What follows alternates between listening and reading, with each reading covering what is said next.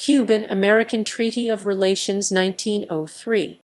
1903 Cuban-American Treaty of Relations Spanish, Tratado Cubano Estadounidense was a treaty between the Republic of Cuba and the United States signed on May 22, 1903. The treaty contemplated leases of Guantánamo Bay. One such lease had been executed earlier in the year in February 1903, and a second lease was executed later in the year in July 1903.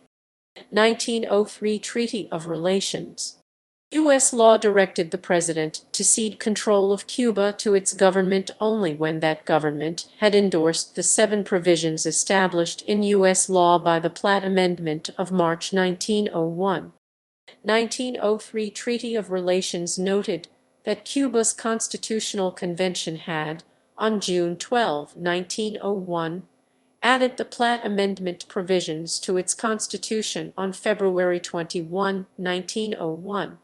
Those provisions, among other things, restricted the independence of the Cuban government and gave the U.S. the right to oversee and at times interfere in Cuban affairs.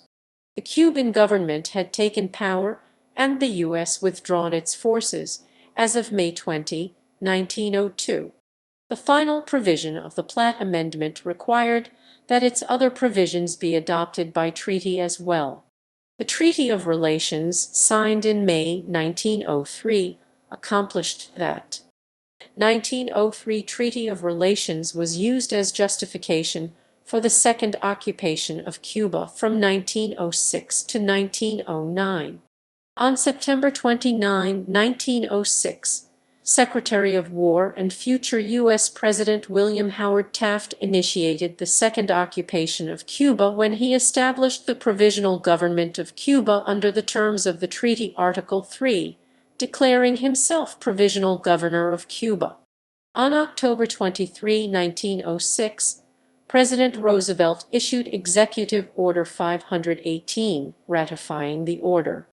1903 Treaty of Relations was superseded by the 1934 Treaty of Relations, which abrogated in large measure the 1903 treaty while affirming the U.S. right to lease land for a naval station and continuing to hold the U.S. blameless for actions taken before the establishment of the Republic of Cuba in 1902. 1903 Lease Treaties. One lease that accomplished what the treaty contemplated had been executed earlier in the year, and a second lease was executed later in the year.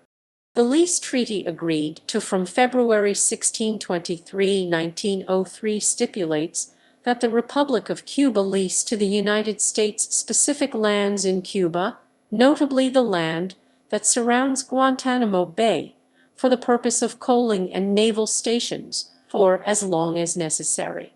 The lease stipulates that the United States shall exercise complete jurisdiction and control, while recognizing the continuance of the ultimate sovereignty of the Republic of Cuba.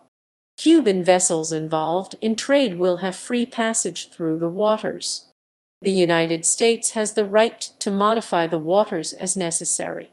Under the lease treaty signed on July 2, 1903, the U.S. must send $2,000 in gold as payment to the Cuban government each year.